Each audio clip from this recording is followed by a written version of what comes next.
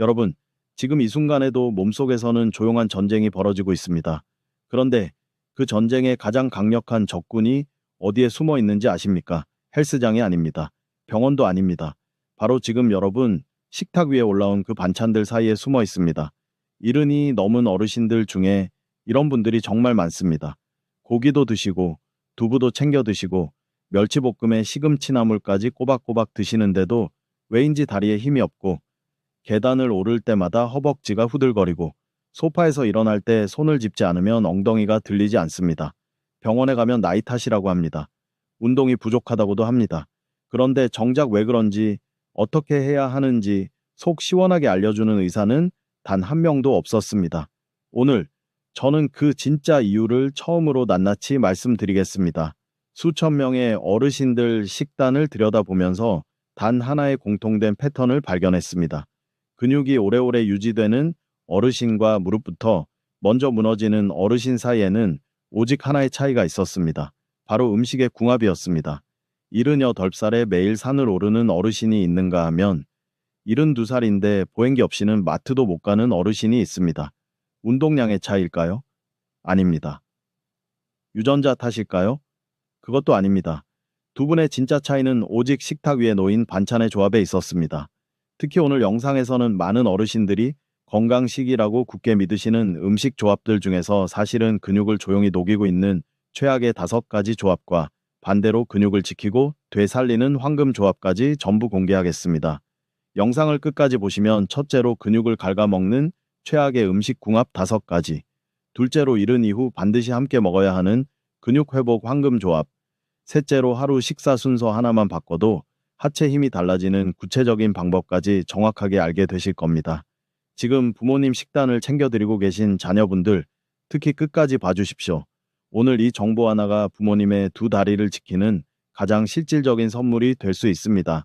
좋아요 한 번만 눌러두시면 앞으로도 병원에서는 절대 자세히 알려주지 않는 노년 건강 정보를 계속 전해드리겠습니다. 자, 이제 본론으로 들어갑니다.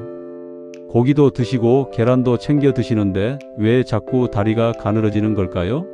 이 질문의 답을 정확히 알고 나면 아마 지금껏 드셨던 음식들이 새롭게 보이실 겁니다. 먼저 이런 비유로 시작하겠습니다. 아파트 공사 현장을 상상해 보십시오.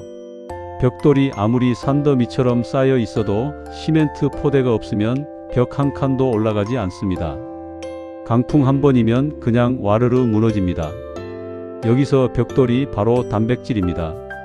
그리고 그 벽돌을 단단하게 굳혀주는 시멘트 역할을 하는 것이 바로 류신이라는 필수 아미노산입니다. 류신은 근육 합성을 시작시키는 일종의 스타트 버튼입니다. 이 버튼이 눌리지 않으면 단백질을 아무리 많이 먹어도 근육은 절대 만들어지지 않습니다. 그런데 이른이 넘으면 이 버튼을 누르는데 필요한 단백질의 양이 30살 때보다 2배 이상 많아집니다. 젊을 때는 단백질 20g이면 버튼이 눌렸지만 이른 이후에는 같은 양으로는 버튼조차 켜지지 않습니다. 공사 현장에 벽돌을 반만 가져다 놓은 것과 같습니다. 공사 자체가 시작이 안 됩니다. 여기에 치명적인 두 번째 문제가 겹칩니다. 흰 쌀밥 한 공기가 위장으로 내려가면 혈당이 빠르게 치솟습니다. 이때 우리 몸은 마치 화재 경보기가 울리듯 인슐린을 긴급 분비합니다. 그런데 이 과정에서 근육 분해를 촉진하는 호르몬도 함께 분려 나옵니다.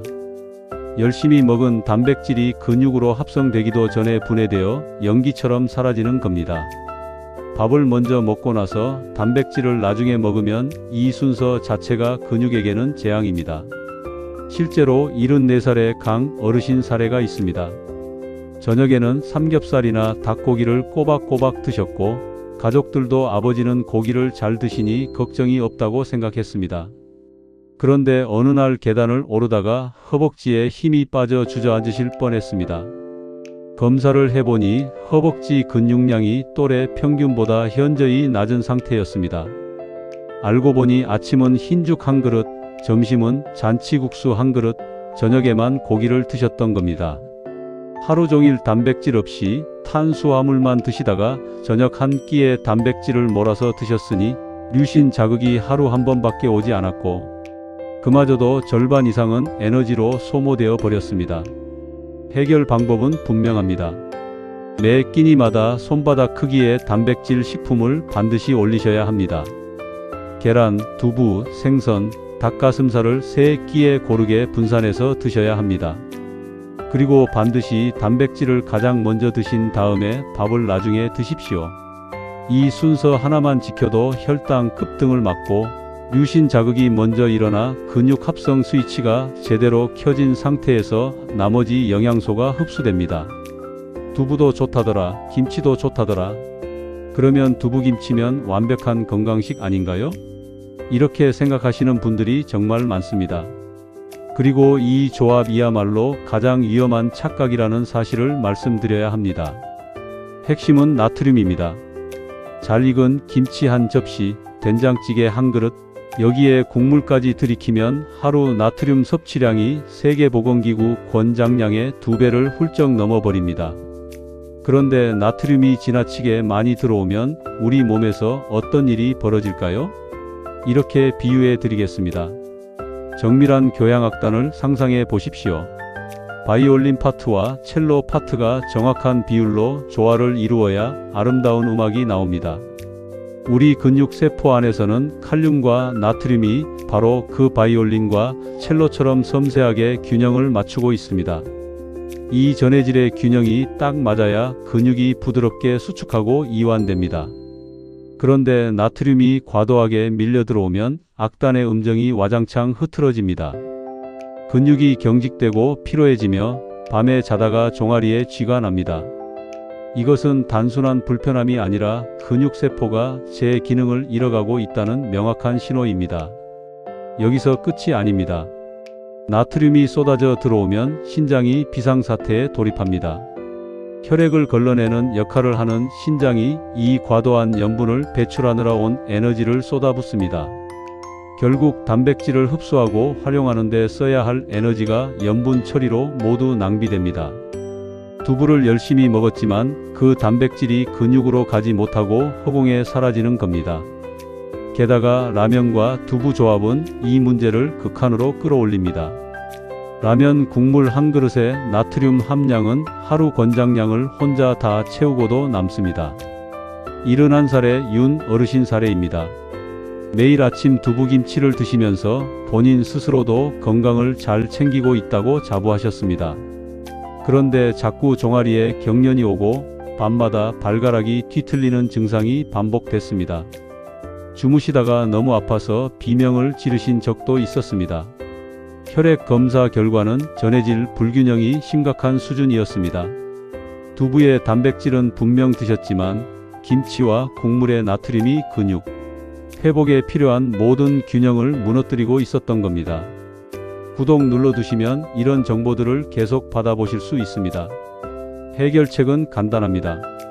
두부는 들기름을 살짝 둘러 구운 다음 브로콜리, 달걀과 함께 드십시오.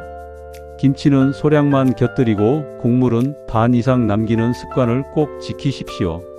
라면 국물은 절대 드시지 마십시오. 자, 이제 세 번째 충격입니다.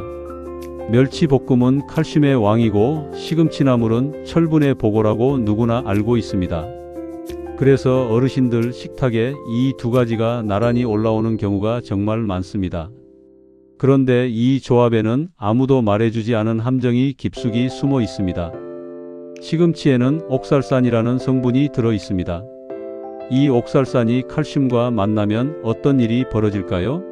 마치 강력 순간 접착제가 두 물질을 딱 붙여버리듯 옥살산이 칼슘을 꽉 붙들어 우리 몸이 전혀 흡수하지 못하는 형태로 바꿔버립니다. 칼슘을 먹었지만 실제로는 소화기관을 그냥 통과해서 변기 속으로 흘려보낸 것과 다름없습니다. 칼슘은 분명 섭취했지만 몸은 하나도 받지 못하는 겁니다. 그런데 문제는 뼈만이 아닙니다. 많은 분들이 칼슘은 뼈를 위한 것이라고만 알고 계시는데 사실 칼슘은 근육 운동에도 절대적으로 필요합니다. 근육이 수축하고 이완하는 모든 동작 하나하나에 칼슘과 마그네슘이 함께 작동하면서 신호를 주고받습니다. 이것을 전기 신호에 비유하면 칼슘은 전류를 흐르게 하는 전선이고 마그네슘은 과전류를 막아주는 안전장치입니다. 이 두 가지가 균형을 잃으면 다리에 갑자기 힘이 빠지거나 걸음걸이가 불안정해지는 증상이 나타납니다. 여기에 결정적인 변수가 하나 더 있습니다. 바로 비타민 D입니다. 칼슘이 장에서 혈액으로 흡수되려면 비타민 D라는 안내자가 반드시 함께 있어야 합니다. 비타민 D 없는 칼슘은 마치 목적지 주소도 모르는 택배 기사와 같습니다. 배달할 물건은 손에 들고 있는데 어디로 가야 할지 몰라서 그냥 길거리에서 헤매는 겁니다.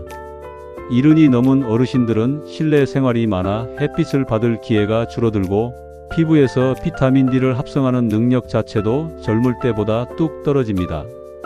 칼슘과 비타민 D가 동시에 부족한 상태에서는 아무리 멸치를 드셔도 근육에 도달하는 칼슘은 거의 없다고 보시면 됩니다. 76살의 오 어르신이 계셨습니다. 건강을 위해 매일 멸치볶음과 시금치나물을 빠뜨리지 않으셨고 주변에서도 식단이 훌륭하다고 칭찬을 들으셨습니다. 그런데 무릎이 자꾸 꺾이고 계단을 내려갈 때마다 다리가 후들거린다고 하셨습니다. 검사 결과 비타민 D 수치가 정상의 3분의 1 수준에 불과했고 근육 기능도 동년배 평균보다 훨씬 낮았습니다. 열심히 먹은 멸치볶음과 시금치나물이 사실은 상호방해 조합이었다는 것을 그때서야 알게 되셨습니다. 해결 방법은 이렇습니다. 시금치는 반드시 끓는 물에 데쳐서 드십시오. 데치면 옥살산의 상당량이 물속으로 빠져나갑니다. 그리고 칼슘 식품은 비타민 D가 풍부한 연어, 달걀 노른자, 햇빛 받은 버섯과 함께 드셔야 합니다. 날씨 좋은 날 15분이라도 손등과 팔을 햇빛에 내놓으십시오. 그것만으로도 체내 비타민 D 합성에 큰 차이가 생깁니다. 이 챕터를 보시고 나 맨날 이렇게 했는데 하고 탄식하실 분들이 분명히 계실 겁니다. 식사를 마치고 따뜻한 믹스커피 한 잔. 생각만 해도 행복한 그 시간이 사실은 방금 드신 식사의 영양을 싹 걷어가 버리는 시간이라는 사실을 알고 계셨습니까? 커피 속에는 카페인과 탄닌이라는 성분이 들어 있습니다. 이 두 성분은 식사에서 섭취한 철분이 소장벽을 통해 혈액으로 흡수되는 것을 강하게 방해합니다. 철분이 제대로 흡수되지 않으면 어떻게 될까요? 철분은 혈액 속의 헤모글로빈과 결합해서 온몸 구석구석에 산소를 실어 나르는 역할을 합니다. 이것을 비유하자면 산소를 배달하는 특급 택배 트럭과 같습니다. 이 트럭이 충분하지 않으면 근육이라는 공장의 원료가 제때 도착하지 못합니다. 단백질을 아무리 잘 드셔도 산소가 부족하면 근육 합성 공장은 가동조차 못하고 멈춰버립니다. 특히 여성 어르신들께서 더 주의하셔야 합니다. 나이가 들면서 철분 흡수율이 자연스럽게 낮아지는데 식후 커피 습관이 그 위에 불을 붓는 격입니다. 빈혈과 근감소증이 동시에 진행되면서 조금만 걸어도 숨이 차고 다리가 납덩이처럼 무거워집니다. 시스타틴 C 수치가 올라가며 신장 기능까지 영향을 받기도 합니다. 73살의 나 어르신 이야기입니다. 삼시세끼를 성실하게 챙기셨고 고기도 드시고 야채도 드셨지만 식후에 반드시 믹스커피를 2잔씩 드셨습니다. 어느 날부터 마트 주차장에서 입구까지 걷는 짧은 거리에도 숨이 차기 시작했습니다. 처음에는 나이 탓이라고 여기셨는데 검사 결과 철분 부족으로 인한 빈혈과 근감소증 초기 진단이 동시에 나왔습니다. 매 끼니마다 열심히 드셨던 식사의 영양을 식후 커피가 꾸준히 빼앗아 가고 있었던 겁니다. 커피를 완전히 끊으실 필요는 없습니다. 단백질 식사 후 한두 시간이 지난 뒤에 드시면 됩니다. 그 시간 동안 철분이 먼저 흡수되고 나면 카페인과 탄닌의 방해 효과가 훨씬 줄어듭니다. 식사 직후에는 미지근한 물을 한두 잔 드시는 것이 근육에도 소화에도 훨씬 유익합니다. 이 영상이 도움이 되셨다면 지금 바로 가족 단톡방에 공유해 주시면 정말 감사하겠습니다. 이번 챕터는 나는 아침마다 건강하게 먹는다고 자신하시는 분들을 위한 이야기입니다. 그리고 이 내용이 오늘 영상 중에서 가장 많은 분들의 허를 찌를 것입니다. 아침에 바나나 1개, 요구르트 1컵, 사과 반 개. 많은 어르신들이 이것을 가장 이상적인 아침 식사라고 생각하십니다. 가볍고 소화도 잘 되고 과일이니까 좋은 것 아니냐고요. 그런데 이 식사는 근육에게는 아무것도 주지 않은 것과 다름없습니다. 이렇게 생각해 보십시오. 겨울에 오랫동안 비워둔 집의 온도를 켜려고 보일러를 작동시켰습니다. 그런데 연료통이 비어 있습니다. 보일러는 돌아가는 척하지만 실제로는 아무것도 데워지지 않습니다. 결국 보일러 자체의 내부 부품들이 마모됩니다. 우리 몸이 아침에 단백질을 받지 못할 때 정확히 이런 일이 벌어집니다. 몸은 에너지가 필요하기 때문에 저장된 것을 꺼내 씁니다. 그 저장된 것이 바로 근육입니다. 단백질이 부족하면 몸은 스스로의 근육을 분해해서 에너지원으로 사용합니다. 과일 당분은 혈당을 빠르게 올렸다가 뚝 떨어뜨리면서 인슐린 저항성을 높이고, 이 상태가 반복되면 근육세포가 영양분을 받아들이는 능력 자체가 떨어집니다. 이것이 노쇠 증후군으로 이어지는 전형적인 경로입니다. 79살의 하 어르신은 무려 5년이 넘도록 과일 위주의 아침을 드셨습니다. 체중도 정상이고 혈압도 나쁘지 않으셔서 주변에 부러움을 사셨습니다. 그런데 2번의 연속 검사에서 허벅지 근육량이 눈에 띄게 줄어들어 있었습니다. 요구르트 한 컵으로는 류신 자극에 필요한 단백질의 절반에도 미치지 못합니다. 5년 동안 매일 아침 근육이 조금씩 녹아 없어지고 있었는데 몸은 아무런 경고도 보내지 않았습니다. 어느 날 갑자기 한쪽 무릎이 꺾이면서 그때서야 알게 됐습니다. 아침 식사에는 반드시 단백질 최소 20g이 들어가야 합니다. 삶은 달걀 2개, 두부 반모, 혹은 닭가슴살 한 토막이면 충분합니다. 과일은 이 단백질 식품과 함께 드실 때 진정한 의미의 건강 아침 식사가 됩니다. 여기에 견과류 한 줌을 추가하시면 오메가3, 지방산과 좋은 지방이 더해져 하루 종일 근육 회복에 유리한 환경이 만들어집니다. 자, 이제 희망적인 이야기를 할 차례입니다. 지금까지 근육을 무너뜨리는 5가지 음식 조합의 함정을 알아보셨습니다. 이번에는 반대로 근육을 살리고 지키는 황금 조합을 알려드리겠습니다. 이것을 꾸준히 실천하시면 이른 이후에도 근육은 반드시 응답합니다. 첫 번째 황금 조합은 연어와 브로콜리입니다. 연어에는 오메가3 지방산과 풍부한 단백질이 함께 들어있고, 앞서 설명드린 비타민 D까지 자연스럽게 공급됩니다. 오메가3는 근육 세포막을 유연하게 유지시켜 영양소가 세포 안으로 더 잘 들어가도록 돕습니다.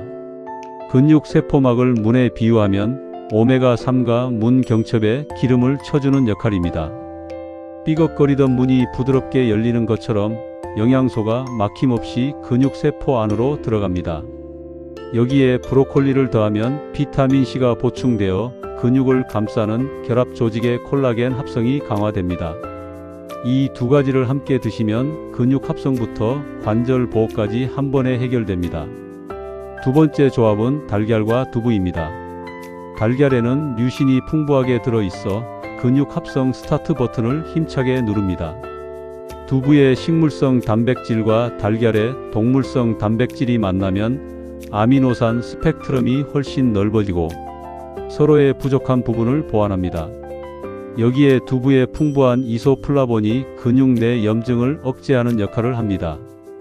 근육이 운동 후 회복할 때 가장 방해가 되는 것이 바로 미세염증인데, 이소플라본이 그 염증을 잡아줍니다. 달걀 2개에 두부 반 모를 들기름에 살짝 구워서 드시면 최고의 근육 회복 식사가 완성됩니다. 세 번째 조합은 된장국과 버섯입니다. 된장에는 유익균이 풍부하여 장 건강을 돕습니다. 장이 건강해지면 단백질 흡수율이 자연스럽게 높아집니다. 장의 상태를 도로에 비유하면 장이 좋을 때는 4차선 고속도로에서 영양소가 싱싱 달립니다. 장이 나쁠 때는 구멍투성이 비포장 도로처럼 영양소가 흡수되지 못하고 튕겨져 나갑니다. 여기에 버섯을 넣으면 비타민 D까지 보충됩니다. 특히 햇빛을 받은 표고버섯은 비타민 D 함량이 훨씬 높습니다. 된장국에 버섯을 듬뿍 넣어 드시면 장 건강과 근육 건강을 동시에 챙길 수 있습니다. 실제로 78살의 임 어르신은 이 황금 조합들로 식단을 바꾸신 후 6개월 만에 놀라운 변화를 경험하셨습니다. 처음에는 혼자서 계단 한 칸을 오르는 것도 버거우셨습니다. 그런데 6개월 후에는 아파트 4층까지 혼자 계단으로 오르내리실 수 있게 됐습니다. 물론 가벼운 스트레칭도 함께 하셨지만 식단을 먼저 바꿨을 때 변화 속도가 가장 빨랐다고 하셨습니다. 마지막으로 식사 순서의 비밀을 알려드리겠습니다. 반드시 단백질과 채소를 먼저 드시고 밥은 가장 나중에 드십시오. 이 순서 하나만 지켜도 혈당 급등을 막을 수 있고 류신이 먼저 체내에서 활성화되어 근육 합성 스위치가 켜진 상태에서 밥에 에너지가 들어오게 됩니다. 순서만 바꿔도 같은 음식이 다른 결과를 만들어냅니다. 저녁 식사는 주무시기 3시간 전에는 마치십시오. 우리 몸은 잠자는 동안에도 성장 호르몬을 분비하면서 근육을 만들고 회복합니다. 저녁에 단백질을 충분히 드셔야 이 시간이 진짜 회복의 황금 시간이 됩니다. 단백질 없이 주무시면 밤새 회복의 기회를 그냥 날려버리는 것과 같습니다. 근육은 매일 조금씩 허물어지는 오래된 집과 같습니다. 하루라도 손을 놓으면 균열이 생기고 방치하면 어느 날 벽이 무너집니다. 오늘 알려드린 황금 조합들이 바로 그 집을 매일 꼼꼼하게 보수해주는 기술자 역할을 합니다. 70이 넘었다고 포기하실 필요가 전혀 없습니다. 올바른 음식 조합이 매일 식탁 위에 올라오는 순간부터 근육은 반드시 달라지기 시작합니다. 오늘 영상 중에 어떤 내용이 가장 도움이 되셨는지 댓글로 꼭 남겨주십시오. 여러분의 댓글이 다음 영상 주제를 결정합니다. 오늘은 근육을 무너뜨리는 최악의 음식 궁합 5가지와 근육을 살리는 황금 조합까지 꼼꼼하게 알아봤습니다. 두부김치의 함정, 멸치와 시금치의 역설, 식후 커피의 배신, 과일 아침 식사의 착각, 그리고 탄수화물이 먼저일 때 벌어지는 혈당의 폭풍. 이 5가지만 바꾸셔도 여러분의 식탁은 완전히 달라집니다. 그런데 사실 오늘 말씀드린 것보다 더 무서운 것이 딱 하나 남아 있습니다. 바로 매일 아침 아무 생각 없이 반복하는 습관 하나입니다. 이 습관을 가진 어르신들은 본인도 모르는 사이에 근육이 10년은 더 빨리 늙어가고 있었습니다. 다음 영상에서는 의사들도 공식적으로 경고하는 이른 이후 근육을 하루아침에 무너뜨리는 아침 습관 5가지를 공개합니다. 특히 그 중에서도 2번째 습관은 거의 모든 어르신들이 건강에 좋다고 철석같이 믿고 계신 바로 그것입니다. 보시고 나면 내일 아침부터 당장 바꾸고 싶으실 겁니다. 놓치지 않으시려면 지금 바로 구독과 알림 설정을 눌러 두십시오. 오늘 영상이 도움이 되셨다면 부모님이 생각나시는 자녀분들, 가족 단톡방에 꼭 공유해 주십시오. 그것이 부모님 건강을 지키는 가장 실질적이고 따뜻한 효도입니다.